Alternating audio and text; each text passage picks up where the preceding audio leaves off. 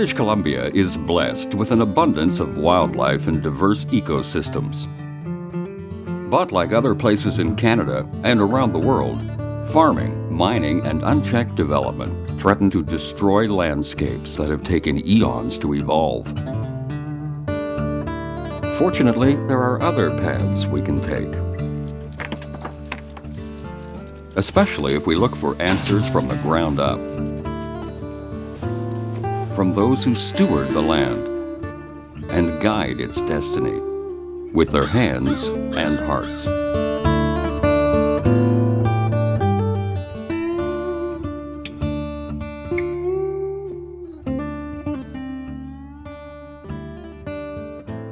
Learning to make room for wildlife and the habitat they need can be a real challenge, especially when faced with the financial pressures of running a successful cattle operation. The Hesketh Ranch near Lumbee in the North Okanagan sprawls over 2,000 acres, from mountaintop to valley bottom. It's been in the family for 2 generations. Ranching is sometimes saddled with negative environmental impacts. But Lee Hesketh sees things very differently. Just owning a piece of property doesn't mean that you should be entitled to destroy it. As landowners, we have a responsibility to take care of it. You know, it is a gift. It's not a business, it's not a job, it's a lifestyle you live. Being out here and living on the land and being part of it. One thing that really bothers me is that the ranching industry, we looked upon sometimes by society as having really unhealthy impacts on the land. When a rancher gets up in the morning, he isn't going to get up and say, gee whiz, what can I get up and go out and screw up today? He's just trying to make a living off what he has and what he knows.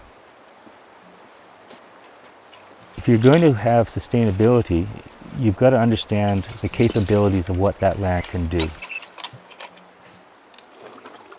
If you overdevelop or run too many cattle on a piece of ground, it's going to have detrimental effects. And you just don't get your productivity.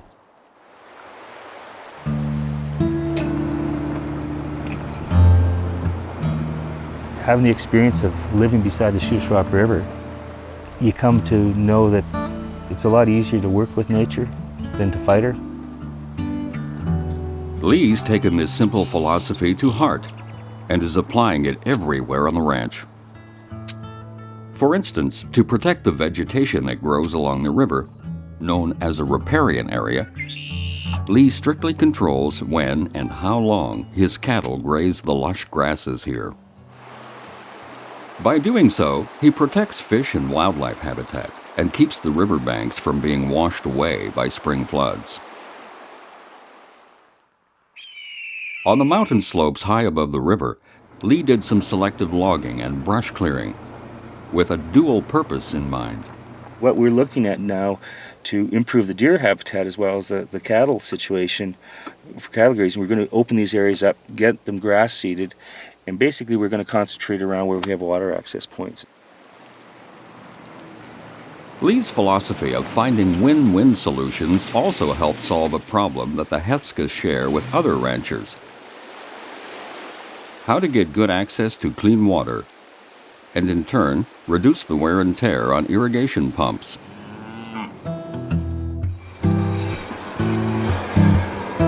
To keep his cows happy and well fed, Lee had to make sure there was plenty of water to keep the hay growing. To do that, he dug this side channel off the river. Its winding course clears the silt from the water, silt that would normally cause pumps to break down. And by throwing in some stumps and branches taken from the mountain slopes, he's added protection from predators to create an ideal habitat for fish. Yeah, it looks pretty ugly because all this debris is in here. But it also provides 2.5 kilometers of fish habitat, side channel habitat that wasn't here before.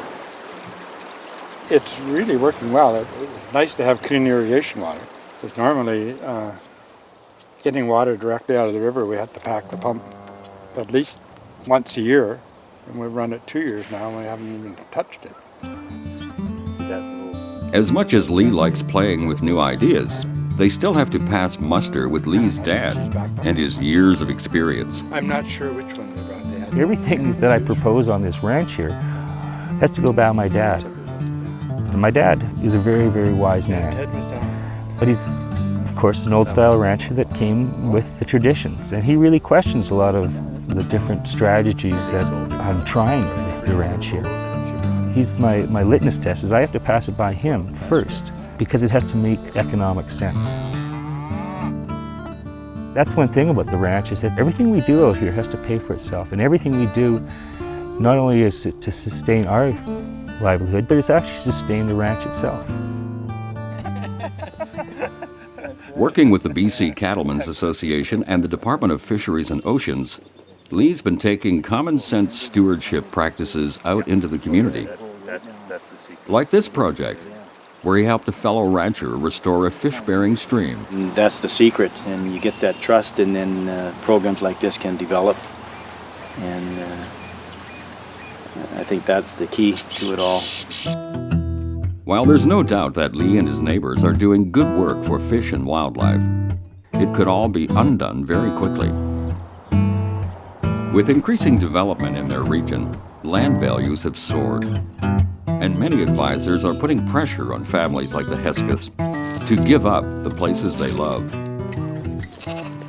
Their approach was that we should be looking at developing and selling lots and river frontage and this would be great. We could be millionaires and really rich, and all we're trying to say is we want to keep it in the family, and we're rich already.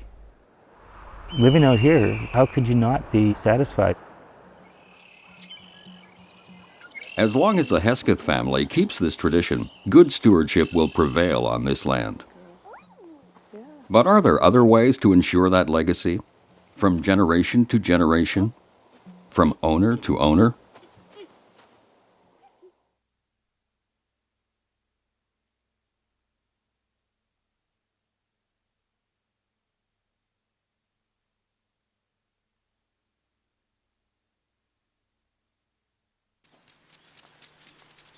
Since the 1950s, the McFadden family has run a small farm in the South Similkameen Valley.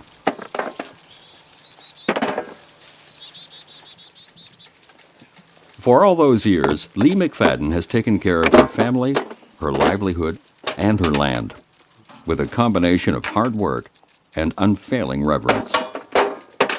Farming provides a means to be able to be here and daily, on a continual basis, enjoy the beauty that surrounds us. We're privileged to be here, and I think the land has been lucky to have us here, because while we do use a good portion of it, we leave a lot of it untouched, and the portion that we do exploit, we try to do with minimum impact. If we left and no one else came, in not very many years, it would revert back to its natural state. Organic methods have never failed us, and the land has never failed us. I think that society in general really needs to support farmers, because the land that farmers hold very often contains in it really sensitive areas. The killdeer, can you see the little bird there running away from her nest?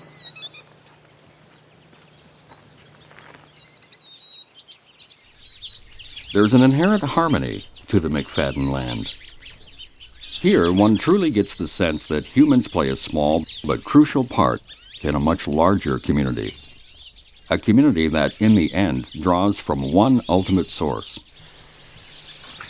As a species, we really only have one asset. Do you think the cold nights have hurt the onions at all, Mum? No, I don't think they have. They look very good. We might think it's our house or some other material possession. And they are assets, and they're necessary, and we need them. But as a species, our real asset is the land that we live on, is this planet that supports us. And if the planet can't support us, and it can't support the other species that we share it with, it doesn't matter how fancy the house, we haven't got anything. Except that I do want to put a covenant in a certain area there. I can't... Lee is doing her bit for conservation by placing what's known as a covenant on a large portion of her land. And then there's something else that I want to put a covenant in up there. Covenant is an agreement between a landowner and some other party, it might be a land trust or some other party, on the way you want a piece of land managed. Any future purchaser, they can read the covenant. They know that when they buy that piece of land, they have to live by the rules of that covenant. Lee is not alone. Lots of private landowners have used covenants to protect everything from what's just underfoot to as far as the eye can see. What I want to do above the highway is have a kind of covenant there that will prohibit any development, to literally let nature take its course. From the beginning, Lee and her late husband loved the subtle beauty of this land. Now she's created a legacy, born of the reverence that she still so deeply feels. It's one of two pieces in the entire Sonokameen of privately owned land that haven't been exploited. It's never been logged, it's never been mined, it's never been grazed. And if you look at that bunch grass, particularly the bunch grass behind you, that is a prime example of how bunch grass should look with the new growth and the height and so on. You won't see any of it on Crown lands where there's grazing. It just never gets like that. A lot of people don't see the interrelationship between themselves and every other organism on the planet. And there is an interrelationship. For our apparent vast storehouse of knowledge, we don't always understand how nature takes care. Nature has the ideal way of taking care.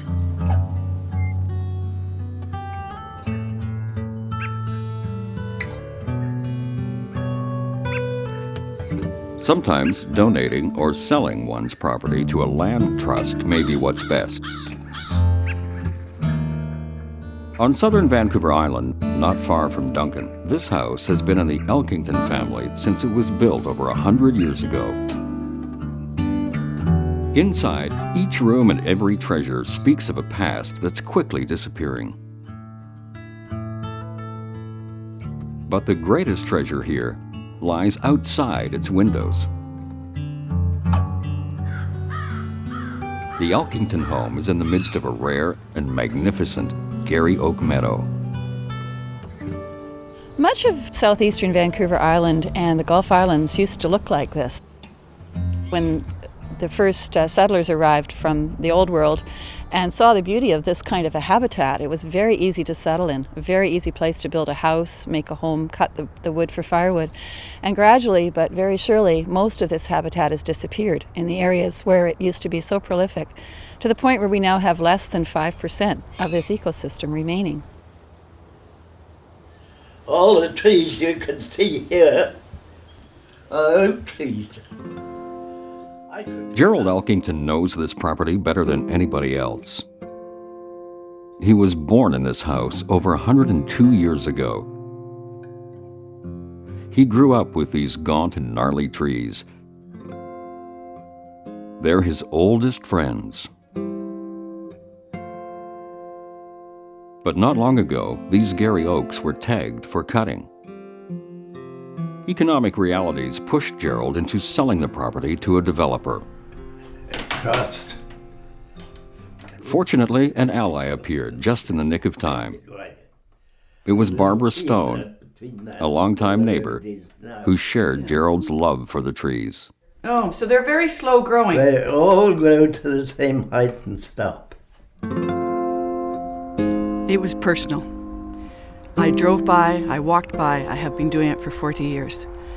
I took it for granted, actually, the beautiful flowers, the Garry oaks. When I saw that it was going to be subdivided and that some trees were coming down already, I just felt I had to do something. Determined to help both Gerald and the Garry oaks, she contacted Jan Garnett. In a growth period, we were looking for some pretty significant projects within British Columbia, and the first The way I heard about this was a phone call from Barb Stone, who lives in this area, had watched this property for years, and suddenly saw a for sale sign on it. She recognized the values of this ecosystem and called me. We subsequently did our scientific research, as we do for our projects, and it stood out head and shoulders above any of the other projects we were looking at. The number of species that are in an area oak ecosystem are thousands, obviously millions if you go to the microscopic level. The trees themselves are just a small part of the ecosystem.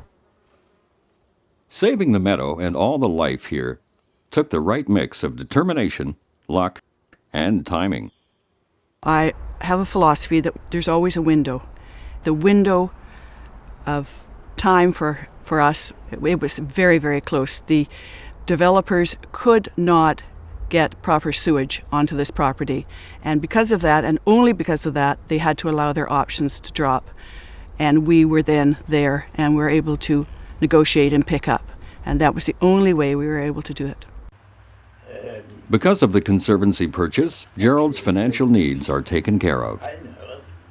And thanks to a caring neighbor who wasn't shy about getting involved, Gerald can stay close at home with the trees he's loved for so long. Those two trees out there were my height when I was a boy. So you were about 12, and now you're 102. Almost. Almost.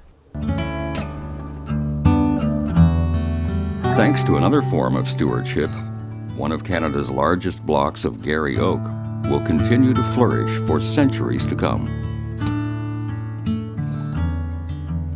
I'm happy that the Garry oaks will be preserved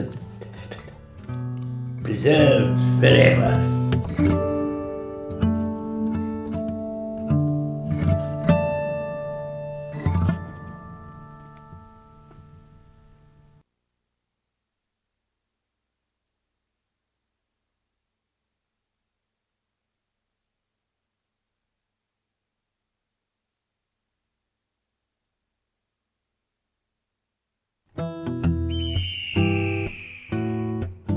Sometimes it takes partnerships with industry to forge new stewardship strategies.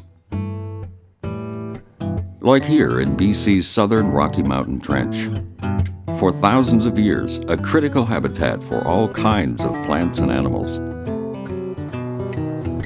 Today, as more of what we call progress rolls across these lands, Kathleen Shepherd is concerned about dwindling numbers of native species and the land that supports them. Kathleen's constantly on the lookout for creative ways to hold on to that habitat. Our role is to help secure some of those lands, whether it be through acquisitions, things such as conservation covenants, or just encouraging stewardship activities with local landowners. One of the largest landowners in the region is mining giant Teck Cominco. With the closing of its Kimberley operation, company officials began to consider selling off some of their surplus lands. So Kathleen thought Teck Cominco might be interested in doing something for conservation.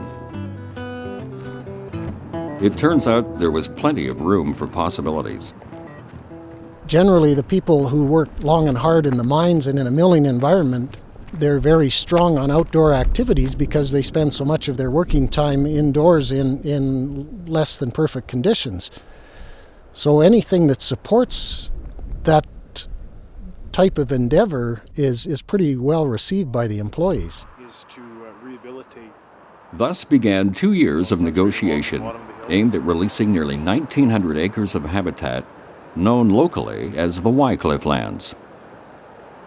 We have the unique opportunity of choosing who our neighbors will be, and a land conservancy group is a wonderful neighbor for an industrial company like ourselves. They minimize trespass from other people. They don't strongly develop the lands. Cominco, I think, saw an opportunity where they could give a little bit back to the community. The mining industry is often criticized as not being a friend of conservation. If you want to continue to maintain good populations of wildlife, you have to protect the habitat because that's, they go hand in hand. The particular parcel is very unique. It's extremely important because it's wintering range. Probably around 90% of the wildlife population overwinter on less than 10% of the available land base. There's a lot of species that require that type of habitat to have healthy numbers. It works for our shareholders and it works for the Land Conservancy, and it's a win-win for the animals and for all of the parties involved.